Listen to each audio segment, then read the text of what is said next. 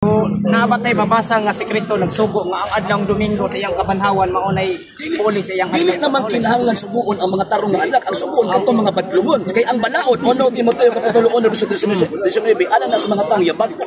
Sa to pa pwede ra dita magbuhat og uyon sa tong kabubuton dili na kinahanglan mananghid pa o magsubay pa ta sa mga tradisyon sa mga apostoles. Dili ang tradisyon sa mga apostoles adlong Domingo mo sa musimba ang Kristo.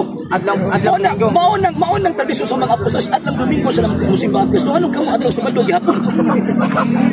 Kay kining Jewish Christian usa may rason nga anong Sabado man sila. Ang Sabado kanang gitawag Jewish Christian sa ang Sabado kani adto balaod sekular nila. Gawas nga religion balaod nila nga sekular. Di kay ang amin na kay wala mo na nasabti ng background anay. Ang mga Hudyo kani adto gitawag sila og teokratiko nga gobyerno.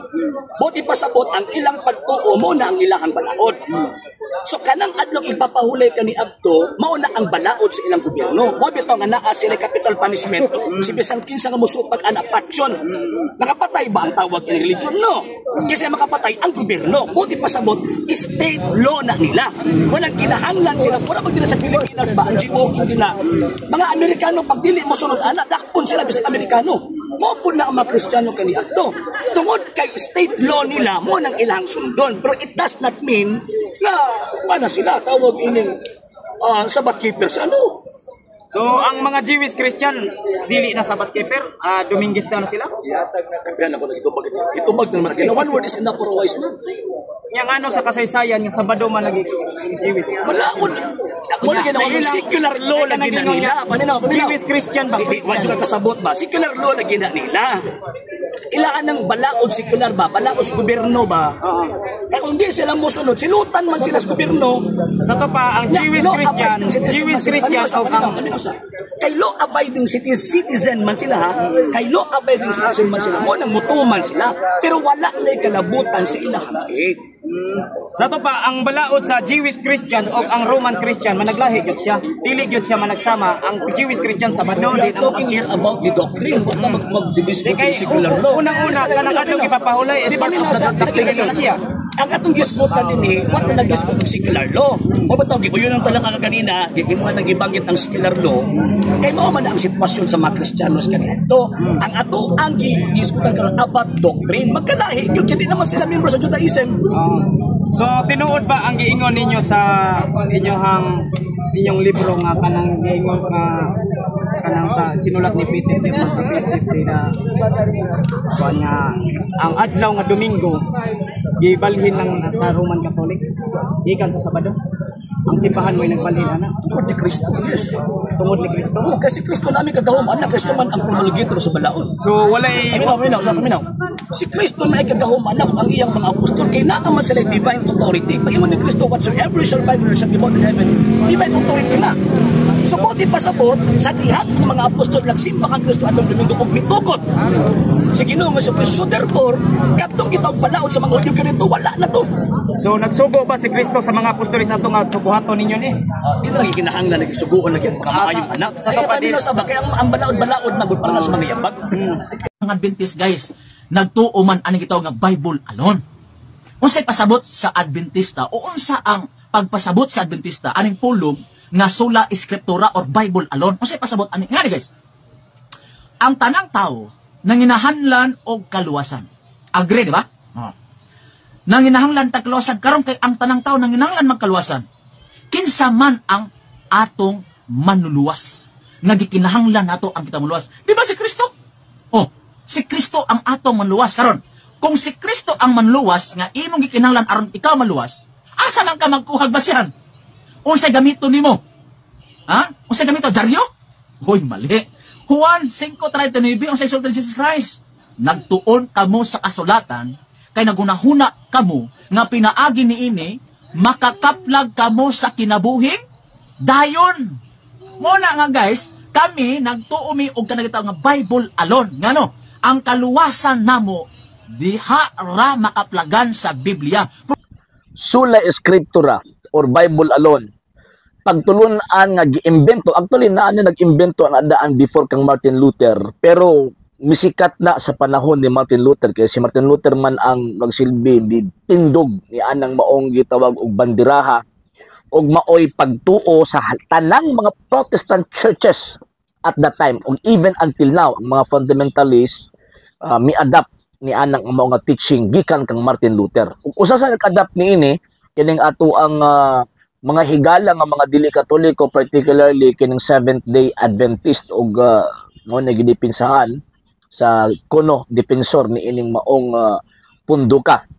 So karon, ang sola scriptura again wala nagikan kang Ginoong Kristo. Og never nagtudlo ang Kristo og ang mga apostol nga Bible alone lang ta. Ngano man, kay bisan sa panahon ni Ginoong Kristo, nagbasa sila kasulatan pero di na kasulatan ng ilang bases. Sa hinungdan nga di nila ma-interpret ang maong kasulatan kung wala sa tradisyon. Kay ang kasulatan, kung tanaw nimo ang kasaysayan sa mga Hudyo, ang kasulatan resulta lang sa ilang tradisyon. Kay even ang scripture produkto siya sa tradisyon. So, muna kung tanaw na itong mga Hudyo, magbasa sila kasulatan o niya, mag-quote sila mga traditions, mga buhat, mga actions, nga kanang kalambigituan sa ilang faith and also sa ilang prayers, sa ilang mga pag-ampo, nagipasa-pasa, gikan sa unang henerasyon ngadto sa laing henerasyon. So never nagtudlo ang mga Hudyo o ang Ginoong Kristo og sula eskriptura. Nga pagkaman ipamugos ninyo nga tinuod mo tungod kay nagkutlo ang Biblia o sula eskriptura, no. Mali. Mali na. Number 2, katawa pa ko kay ingon pa siya nga ang kaluwasan doon nila makaplagan lamang diha daw sa Bible. Unsa lang sitas Biblia na makaplagan ang kaluwasan sa Biblia. So malas Biblia, Acts chapter 4 verse 12, makakaplag kitang kaluwasan kang Kristo, dili sa Biblia.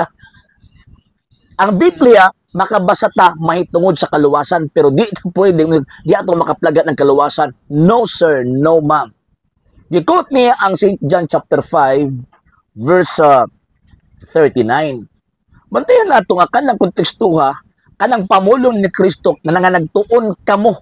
Refer na sa mga Hudyo nga, parihan ninyo gunahuna. Ngawa magtuog ang Ginoong Kristo.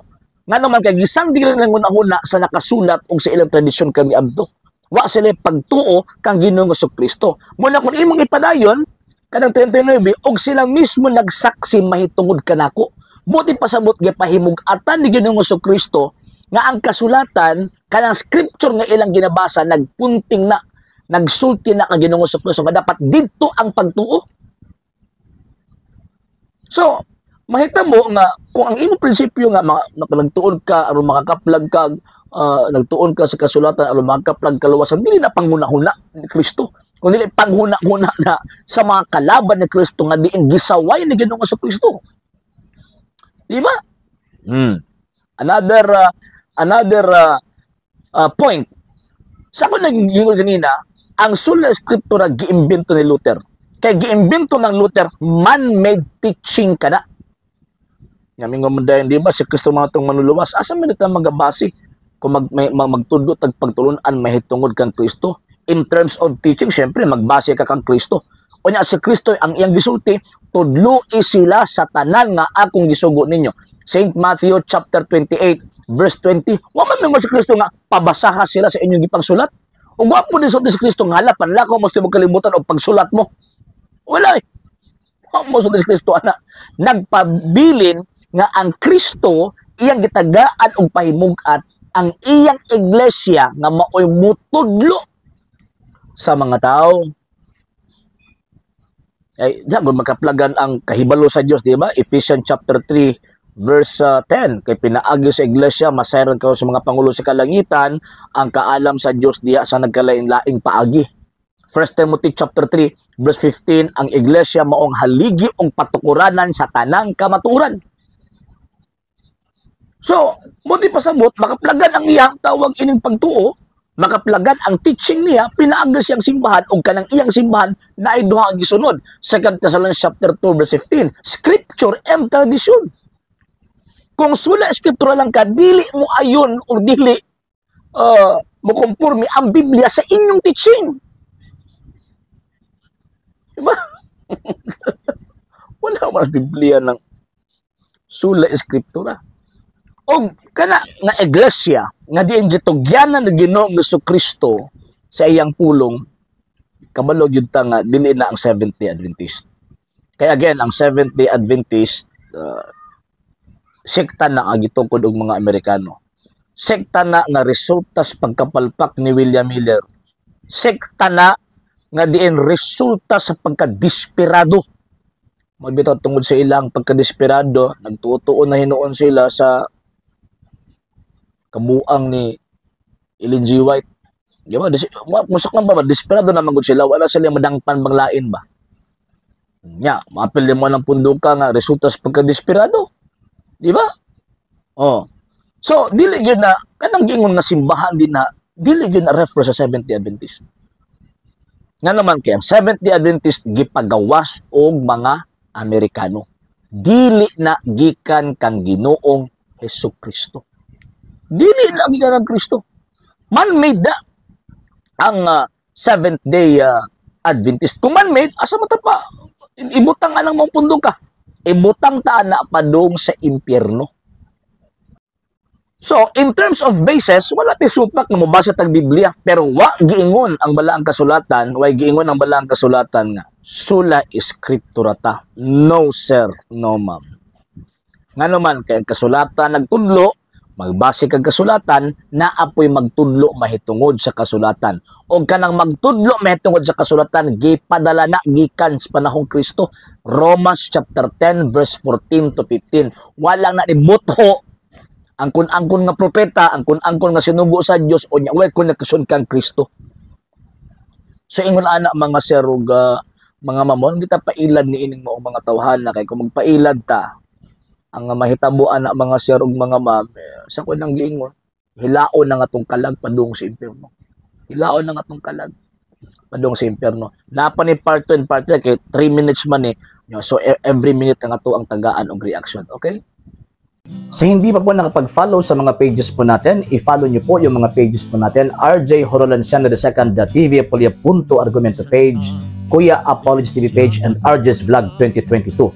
And pwede rin po kayo mag-send po dyan ng Facebook stars. And also, sa atin po mga channels, sa hindi po nakapag-subscribe, i-subscribe po ninyo yung mga channels natin, The Lay Catholic, Apologies International Official, RJ Sano II TV, Kuya Apologies TV, and Barrio Kawayan Religious Forum. And pwede rin po kayo mag-send po dyan ng super sticker, super chats, and super thanks. And maraming salamat po sa mga kapatid at mga Katoliko na ulis pong tumutulong sa programa po natin. Maraming salamat po. Nang dahil po sa tulong at suporta po ninyo, ang programa po ito, until now, andito pa rin po sa social media. And until now din po, nangangailangan pa rin po tayo sa tulong at suporta po ninyo dahil wala po kami magagawa rito mga sir, mga ma'am, kung wala po yung tulong at suporta po ninyo. Sa gusto pong tumulong, sa gusto pong sumuporta, pwede po ninyong ipadala ang tulong at suporta po ninyo sa pamamagitan po ng ating mga account numbers dyan po sa ating pong screen. And pwede nyo po kaming i-message sa ating pong page kung via remittance po yung papadala po ninyo. Maraming salamat po in advance.